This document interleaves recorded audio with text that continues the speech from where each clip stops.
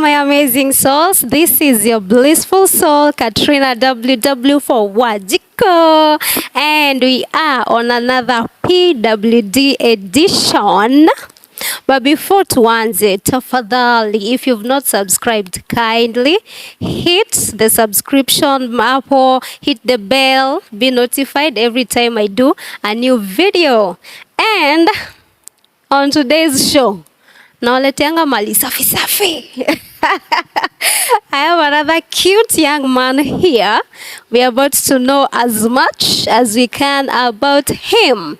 Karibu sana. Asante sana. Okay, tuanze na kujua who is this cute young man? Unaitwa nani? So, they call me Timothy Kongo Wamboi. Ama mimi najiita Tim the Stylist. The Stylist takwambia vitu mingi. The young and the wise man in the clan of visually impaired persons and the PWD family. Yeah, tuko wengi sana. Amazing. Hebu sikieni intro. Why? Siku anajua ni stylist. Now I know. No wonder, you're looking fly. You're looking good. This is my weakness. Sawa sawa. Okay, so Timothy, hebu tupe a brief of your background. Timothy amezaliwa wapi, amelelewa wapi and the rest. Okay, Timothy amezaliwa mbali sana. Place inaitwa Kariubangi. Huko ndiko nimezaliwa. Wase wa coach, big up. This is your son speaking live. You can see me, yeah. So mimi nimezaliwa Korokocho, hospital inaitwa Provide International. So when you see this color, this is an international man, yeah. So Timo amezaliwa huko. Amegrowia huko for like 6 years. And then Timo akahama akaenda Dandora. People of Dandora, manze. This is another man from East London. I represent sana, manze. So mimi nimezaliwa bado Dandora. Huko ndiko nimeanzia my schooling, like from class 1. Nilienda pale Ushirika Primary School. Nilikuwa hapo nikaona venye Ushirika imejengwa juzi, imedevelop hadi nasikia yenyewe, manze. At least I'm proud of that school, manze. So everyone from that shule, hata niwaambie venye tulikuwa tunaitangwa Ushirika Mamba au, lakini saizi shule ambao. So wakati nilikuwa nasoma huko ilikuwa inaitangwa Ushirika Mamba au, kwa sababu kulikuwa na shule part yake mkubwa ilikuwa na mambao, shule za mambao hivi. So mimi nimesomea kwa hizo mambao. Saizi penye nilikuwa nasomea mambao, nimekuta juzi wametengenezewa mpaka high school hapo. Maendeleo chap Nimekuta bado wametengenezewa Ushirika dispensary. Hiyo hata si dispensary, hiyo ni hospitali by the way. Inakaa Mama Lucy. Yeah. In Dandora? Yeah, that is Dandora phase 5 pale Shapu. Nitango Sharp Corner. So, huyu ni kijana wenyu. Manzi ametoka pale Dandora and then akaenda mpaka phase 2. Akaishi pale karibu 41 hapo hivyo. Akahama kutoka 41. Akaenda sasa Geshagi. Tulienda Moshadha. Kidogo tulienda huko kulitango Thika. So Thika bado nina represent huko sana. Thika actually ndiko wazazi wangu walizaliwa. So I feel proud about Thika. Thika carries a lot about me. So Thika is where I belong. Thika is home. 237 Adwanyoba nedamoga idhia mono. Wenye wamesikia hiyo na wenye hawajasikia hiyo ni French, manze. So Timo ako na vitu mingi anaweza waambia. Pale Thika naishi place inaitwa Kiandutu. Watu wanasemanga Kiandutu haiwezi toa product. Ndo mimi hapa. Fine product, manze. This is a child from ghetto, manze. Na siogopangi kusema nikienda Talavi, nikienda mikutano zangu mpaka huko West, nikipiga shughuli places mob hivi, every time I just stand up to present myself, I do say that this is a ghetto child all the way from Kiandutu Thika. So Kiandutu is well represented. siogopangi, sitawahi ogopa na sitawahi kuwa ashamed because that is the place where I grown. Hapo hivyo Kiandutu, it is so dear to me. Yeah. Amazing, amazing, amazing. We na umetembea utalii. And about your family. So as I said manze, familia yangu pale nyumbani. So nimesema initially my mom and the family of my mom walizaliwa pale Thika. So sasa hizi ni kama tumerudi back to the roots. We are back to the roots. Yeah. So it all started there. Man, we go there and we are going to start it again. So I don't feel ashamed of that. So my family is very big actually. Niko na familia moja kubwa sana, tena supu sana, tena I love them. I love you guys pali mko sana, ni kijana wenyu hapa hivi anaongea. Manze niliwaambia nitaenda mbali na God ameniprovidea tu njia zinaenda tu nikifunguka. So, thanks God. So I have my beautiful mama. Yeah, this is for my mom. This is for my mom. Elizabeth Wamboi, penye uko manze, love from your son. Nakupenda sana. So actually she means life to me. Yeah. So I owe her a lot. And then I have my beautiful sister. Namuitanga Queen Victoria. Victoria, wherever you are. Ukiona hii, huyu ni brother yako hapa sana nakupenda. And then I have the most amazing, the strongest man. Yes. Namuitanga Mike. Huyo ndio mdogo wangu. Bigger than me. Mi niko na mwili ndogo. So yeye amekula vizuri. Sijui mi na mwili tulipeana social distance kidogo. Lakini bado na sanitize. Bado nitarudi form. So that is my family. I love you so much. And I love you so much. Yeah. Sijasikia dad. So dad ilikuwa long story. But this can teach men outside there that disability is not inability. Hata kama nimezaliwa na disability imaanishi siwezi fanya vitu zangu. So I don't know why dad went, but he went. And I'm here today, alive and kicking, going forth, going for my dreams, stronger than ever before. I'm going far. I love that. Yani no wonder nasemanga moms are such a blessing. You know, mom ni ule mtu stick na wewe no matter what. Dad aende asiende, mom is there kuonyesha you're mine. I'll bring you up. I believe in you. My mama alikufa na mimi namwambianga pia nimemshikilia hivyo. Hakuna kitu kitatugawanisha na Mungu asaidie. Amen. Amen. You'll prosper for her. Amen. Amen. So how was schooling journey for you? So schooling journey imekuwa na mapanda shuka. It has been so challenging and at the same time I have enjoyed it. So like I started school back then in Korokocho. That was called Daniel Komboni. Those people who know Daniel Komboni, that is where I started my schooling. It all started there.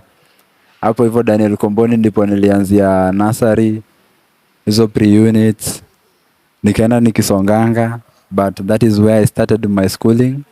And then wenye tulihamia D ama Dandora, nilienda nikaingia shule inaitwa Ushirika saizi hata inafaa itwe Ushirika International kwa sababu manze venye nilikuta huko, that school is so big, imedevelop, iko na high school, I was so proud of that school. Actually ni kama 7-8 years sikuwa nimewahi enda kwenda huko, but when I went back I was so proud of that school, for the management of that school and the man who created the fence and the school and the dispensary. That's all. Dispensary is just a mini word.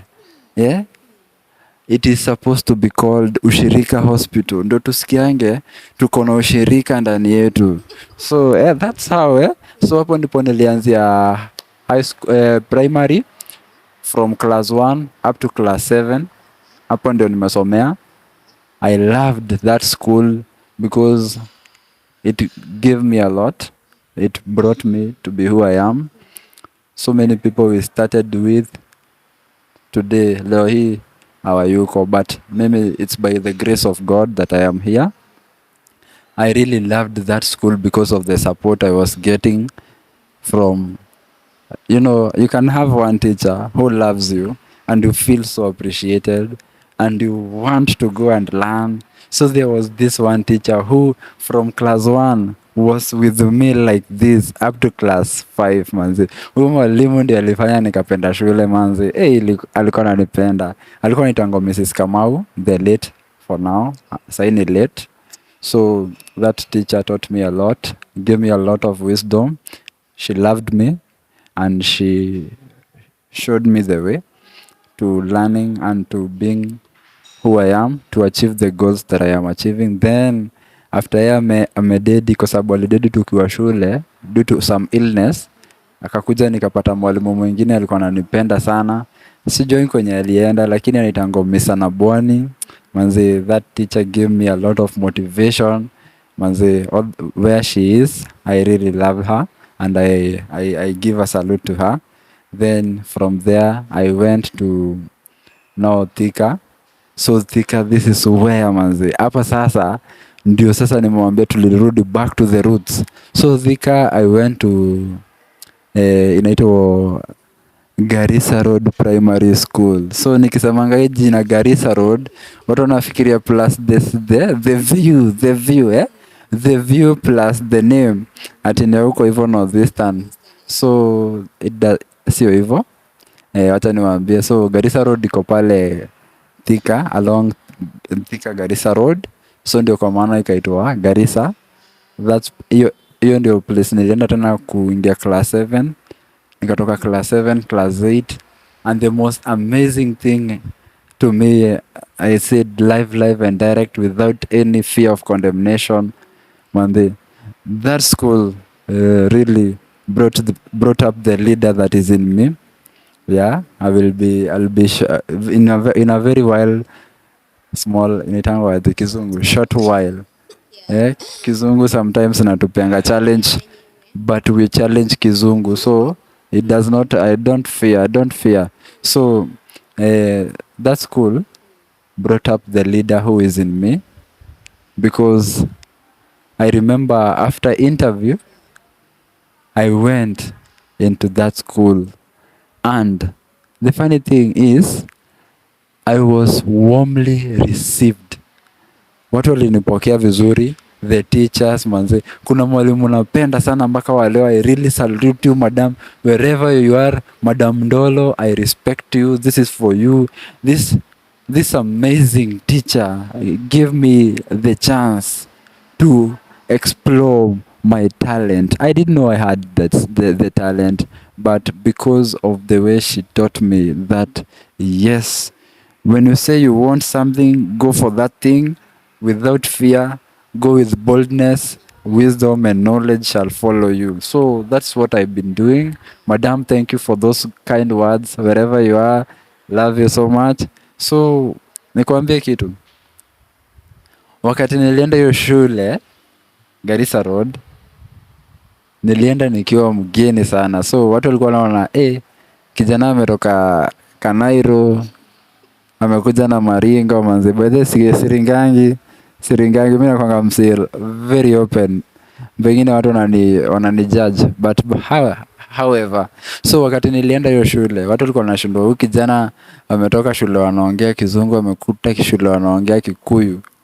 You see the transition, The transition process was so hard to me. That was one challenge that I really faced. Plus people seeing like this young man has a lot of money. So after school I was so attacked every time. People wanting money from me. But I thank God. The money that they saw today, I'm receiving money. Wherever you are, God bless you. So walikuwa wananiambia kijana anakaa pesa.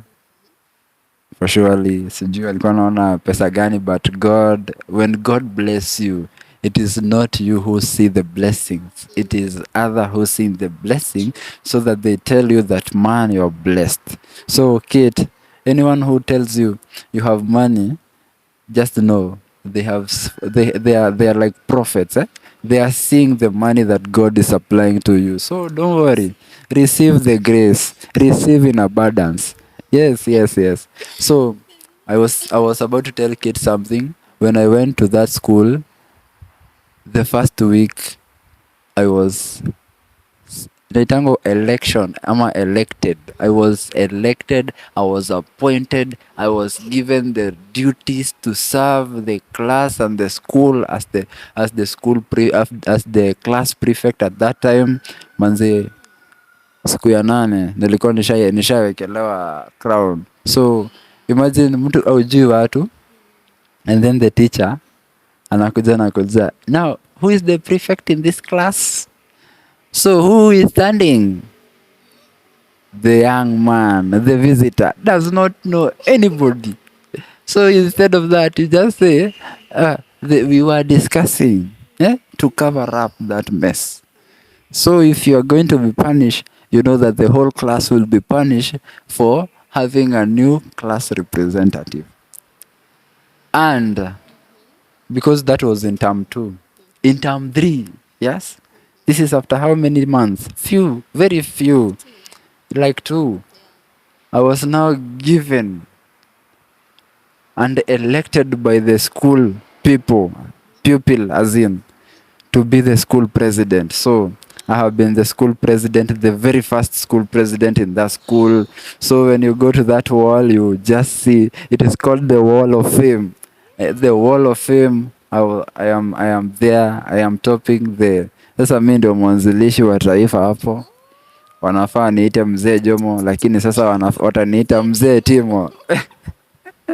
Timothy Kongo boy. That's where my story started. So hapo hivyo ndivyo walinipatia hiyo uongozi. Hiyo uongozi ikanipea motisha sana, kwa sababu I really remember wakati tulikuwa tunafanya campaign, you know these things, you had to do the campaign. Mine was not stressful because now everyone knew that there was a young man, the anaitangwa jogoo ya mjini fulani ilikuwa imetoka Kanairo. So hata mtoto mdogo alikuwa shajua jina Timothy. So I went there, I was given the chance. I served the school for 1 year and I retired a very successful man. Started so many projects there. Even today when I go there, I just see them and I know, man, this is the work that I did. So I feel proud. Every time I'm going there, I don't stare at the wall of fame. I just stare at what I did and ask myself, what better things can I bring to this school to make it brighter, better, bigger, and the most performing school. Yeah. Congratulations. So high school ukaenda wapi? So high school, man, I went to where my family and the clan and let me say, from the grandpa to me down to my brother. This is where my family has been going for high school. Thika High School for the Blind. Yeah, tunaitanga the international. Yes, this is actually the international. So if you notice, kid, there is something coming up here. Yeah, this international thing is really coming, because when you speak about school for persons with visual impairment, I want you to know that you should start with Thika High School for the Blind.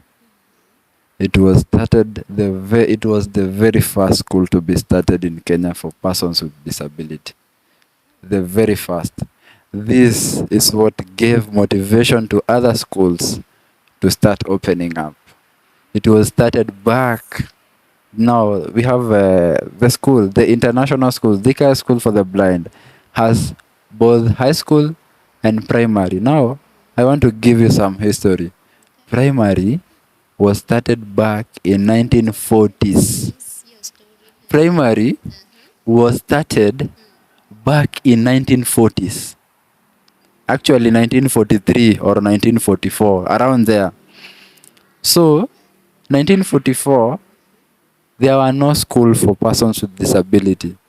So this one was the first one, the very first one, that the missionary, who were the Salvation Army, when they came, they saw it a good chance to empower persons with disability with education. Also, when they came, the missionary, the Salvationist, they came and built a primary school for the visually impaired, and something we really own this. We own this, so please listen to this. It's called Variety Workshop for the visually impaired. So this was like a tertiary then. Yes. So they had a well planned strategy for persons with a visual impairment, and this really motivated the birth of other schools for persons with disability. So let me talk about mine. I'll be going to tell you about my family as in. So my family, it's big, so big, so big, but I'll be giving you a brief introduction of them. They are also learned. Let me start with I. So I joined the High School for the Blind 2016. Very very old young man. Yeah. 2016 ndio nilikuwa form 1 pale hivyo form 1 South. Hapo hivyo ndio ilikuwa huko karibu na Kuni. For those who, I'm giving you a task. Please go there and see where the school is and know the school. You will enjoy. Yeah. So that is where I started my form 1. I was welcomed again warmly by some beautiful teacher there. Imagine, niliingia hivi shule, sikuwa nakulanga nyama. But the teachers who are doing the, how do we call, the administration, they were welcoming us, giving us administration and all those things. I'm forgetting the process, how it's called. But ikikuja nitawaambia. So, registration, kizungu hii. So, registration, hapo hivyo nilikutana na walimu wawili na walinionyesha a lot of love. I was not eating nyama that time. I was somehow sick, but they told me, yeah, this is a good place for you, and surely that's the best and the most amazing place I have ever been. Thika School for the Blind. Nikapatiwa mwalimu mmoja amenipenda sana, hata waleo ananipigia kuniuliza naendelea aje. So thank you so much Madam Hana Njogona penye huko. When you see this, it's only Tim who can do this. Ni Tim hapa hivi anakurepresent pia, anakupenda sana, and continue doing the most amazing thing that you do and what you do best. So hapo ndipo nilianzia safari yangu, nikaenda mpaka form 3. Kidogo nitawaambia what happened in form 3, but that nilienda mpaka form 4, nikamaliza, nikapita, nikaenda to the next level. Now, I have been saying about my schooling. I have not been saying about my challenges. Tumemalizana na schooling, tumalize. After high school tumeenda where? After high school, ndio hiyo mimi sikupata grade ya kunipeleka university. But I said, university is just a block. Or university, in short words, I can say, is a learning place, and learning does not end. Learning is a continuous progress, and every time we learn. Hata hakuna mtu anaweza sema they don't learn. Even at their old age, people learn. Every day is a learning day. Every day is a day to earn new skill. If you're hungry for it, for knowledge, you always go for it. So due to the way I performed, I wanted to go to Machakos for the visually impaired. But as I was waiting, God gave me the grace to come to NITA, a scholarship that I was given. and iWorks. I want to give you, you don't know me, Kate. Let me give you a story. Oh. I'm listening. Let me tell you. So, when iWorks, or those who know Eye to Eye, the the program sponsored me to come to NITA. And Kate, I can tell you, I did something nobody else has ever done as visually impaired. And also, it was I like challenges because they make me and they mold me to be better than ever before. So when iWorks gave me the scholarship to come to NITA, they only gave me 4 options. Either I do electrical, engineering that is, or I do dressmaking, or I do barber, or I do mechanic. So for you, which one do you think I chose there? I'm supposed to guess. You can guess. Which was the first one? The first one was electrical. I think so. Now you've gotten it. I always tell you. I always tell you. I always tell you guys, if you see Kate around, she's a walking brain, eh? She has a lot of brain. She has guessed the right thing. She does not know me. Oh. I am telling her the first time. So I went and did electrical engineering. So right now I can be able to do some basic installation and some advanced as well. So also they call me Engineer Timo. So this is engineer you're speaking to. I don't want to brag.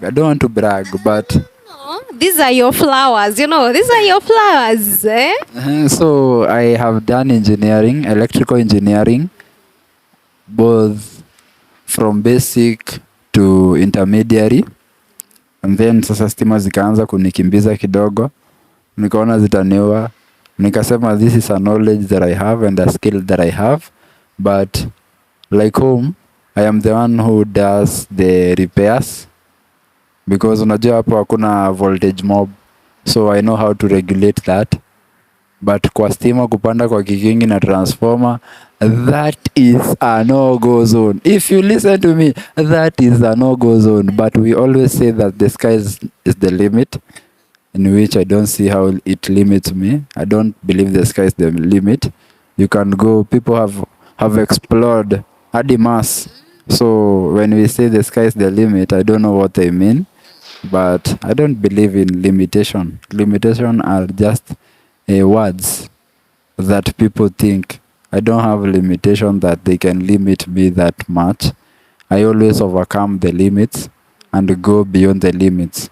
So I always say I am a son who is beyond limits and who is beyond capability. Yani nifanyanga vitu mingi sana. So I did electrical. I performed. I have the rankings with me. So si ati naongea kitu sina. I have the certificates with me.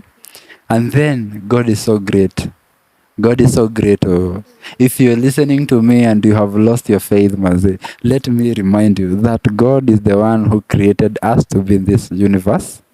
And for that, I'm so grateful. Words cannot express, but I know that God knows. So when I came, I did the electrical part, and then I was given another opportunity, which I applied to go to the IT Bridge Academy. So this is IT Bridge Academy. It has taught me a lot. I have been doing a lot. I have been enjoying a lot. Now I am a programmer. Now I have been given. So if the decorates can be doubled, now I am a double engineer, electrical engineer, and now I am a software engineer. So and networks engineer. I am a programmer. I do all those things, by the way. If you have ukikuwa na shida hapo hivyo ya mitambo, I like challenges because challenges give me solutions and I like being the solution. So when you have your challenges there, just contact me. I'll give you my number very shortly. Ukiwa na shida yoyote na kusumbua hapo, usikufe ni shida peke yako. Kuja kwa ask the expert. Timo the Cisco Certified Networking Associate Engineer. Eish, okay. So huyu engineer si engineer na jina, ni engineer in action. And I have been helping people over the last, let's say, 8 months now, solve their problems that they are giving them headache. So because our viewers, wherever you are, and for those international ones, so if you have anything that is giving you headache concerning tech, you can contact me. I'm here to help you. I will do it very fast. And when I do all things, I don't just do. I do it with passion. And when I do it with passion, I add a stamp on top of it. I call it Timothy's touch. So you will experience also Timothy's touch as a bonus. So feel free. Contact me. My lines are all open for all of you. You can come to me also, niko Nita, but very soon nahamia, niwaambie,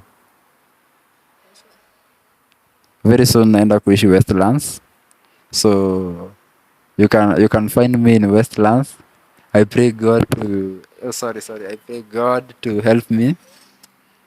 Jehovah help me. I want when my pastor, by the way I go to church, my pastor told me, don't dream little. Don't limit God. When you want to dream, dream big. When you dream big, start small. And when you start small, start it now. So that is a slogan which has been motivating me. So I always dream big. And when I set goals, I don't look at how I will accomplish it, but what I look at is what I will earn as how will benefit the community. Because when you look at me, I belong to the community. I belong to the society, because the society is my home, where I enjoy to be. So nimekuwa nikiwaambia msiteseke. I am here. I'm here. I got you covered. I got your back. I got you relax. I want you to think about other things. Give me my job. Hiyo isikustue. Alafu tena, the best thing, sinimwambia kuna Timothy's touch. So what is Timothy's touch? You want to know? Give me a job. You see it. Mara hiyo. All right, so that's it about Timothy, the background, the schooling. And now, Timothy mentioned more than once that ako under society are visually impaired. And of course, it comes with its own challenges here and there.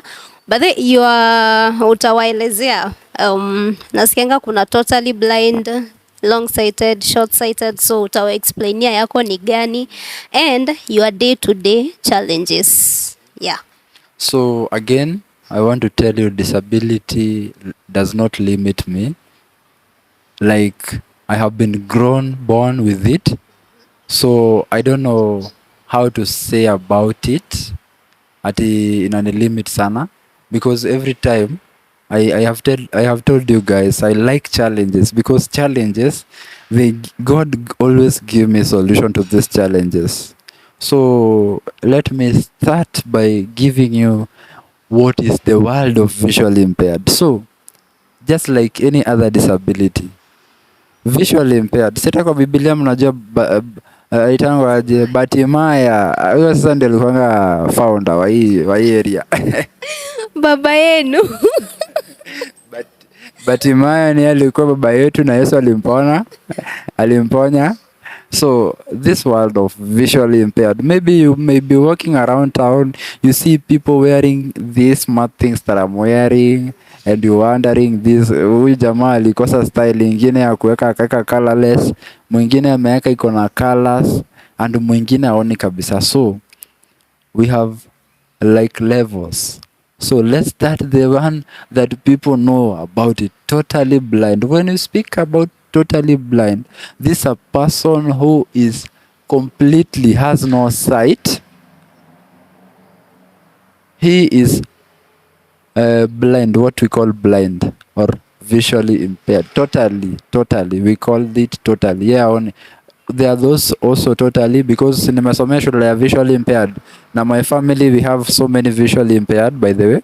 So kuna wenye wanaonanga light, kuna wenye I think their retina still ina absorb light, so they can tell you that the sun is so hot, so they know, unaona. So alafu na kuna wengine wanaitangwa short sighted. Huyu ni mtu anaonanga mbali sana lakini haoni karibu. So umse ama huyu mtu anaweza ona gari ikiwa mbali huko, lakini ikifika at a certain level sight yake inakuwa yezi ona hiyo gari. So these people actually wanakuanga na a lot of difficulties cause they see far but they don't see where they are stepping. So it is a challenge. And then they don't read things from close like the way I read things. They read things because umewekwa huko. I think ushaiona mtu mwenye anatumianga simu hivi. I'm not, by the way, siko hapa kucondemned. I'm here to eliminate this, to educate these people. So there are people who use their phone from this angle. Now those people are long-sighted. When you bring the phone here, they don't see it. So understand them. They see far, but they don't see near.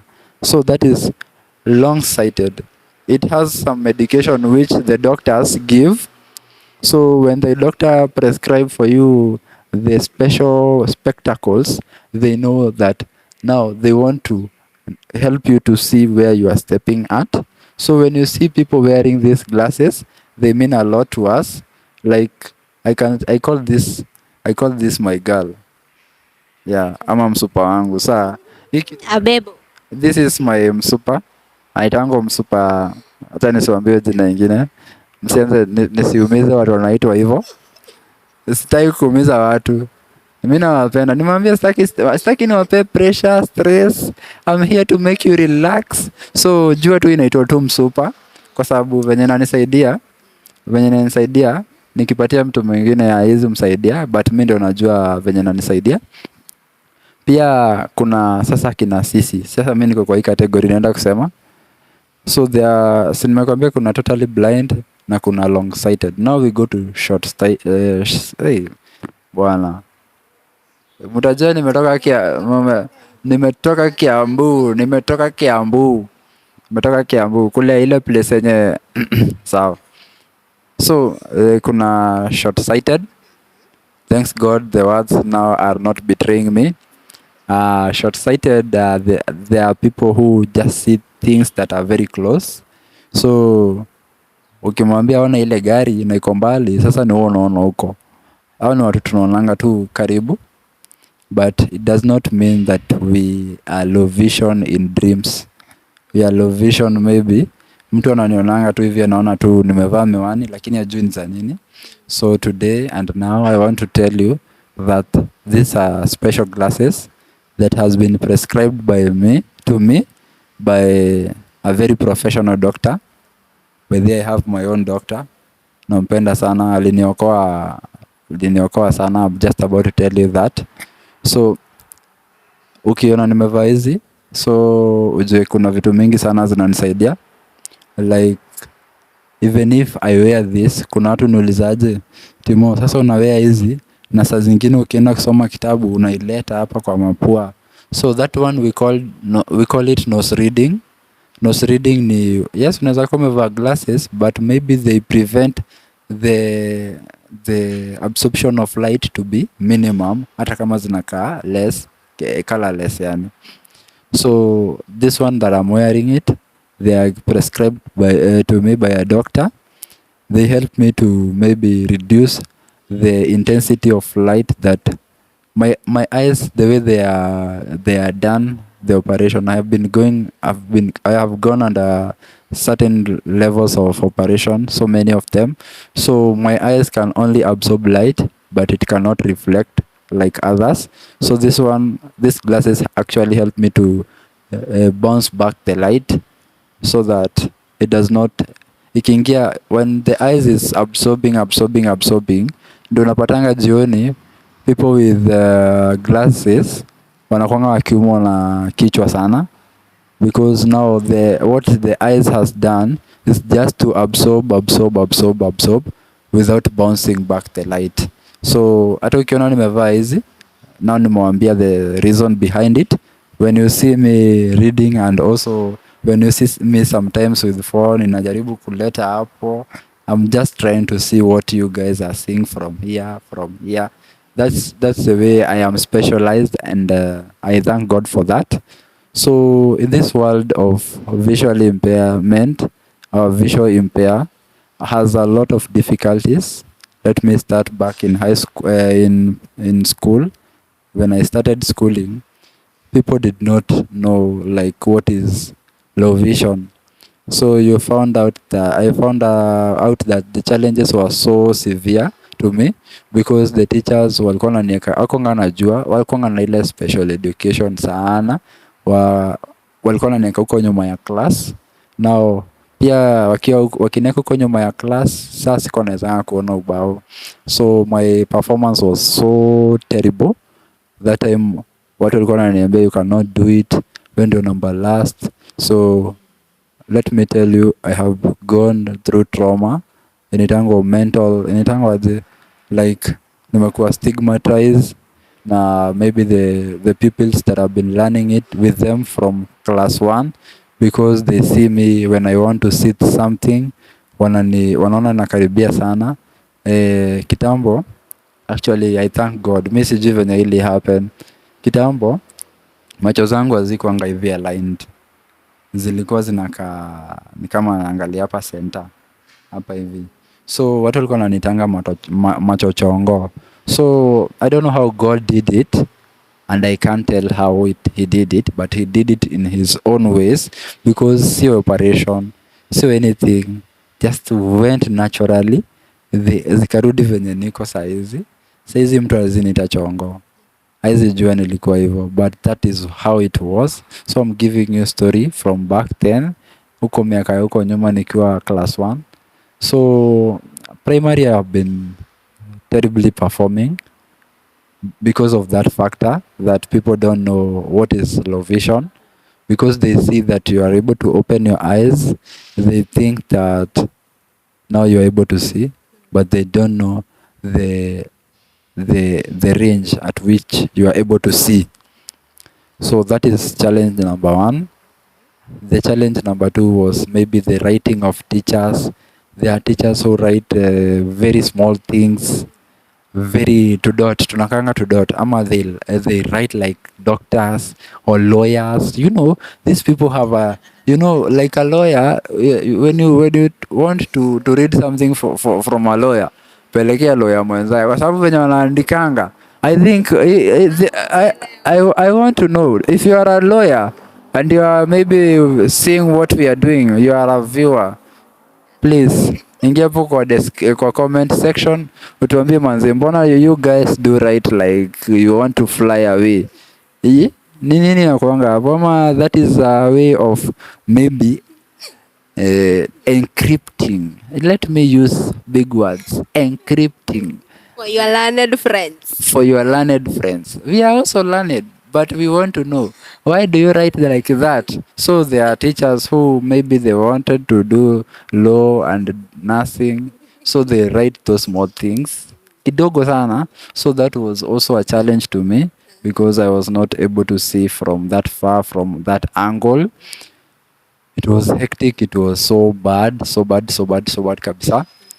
Another challenge that I faced was, now tumetoka shule, you may apply from class 1 to class 8. High school niliweza kwenda ya for the visually impaired. Huko nilipata sasa, now that is where I have been, nimesema hapa hivi, si ndio?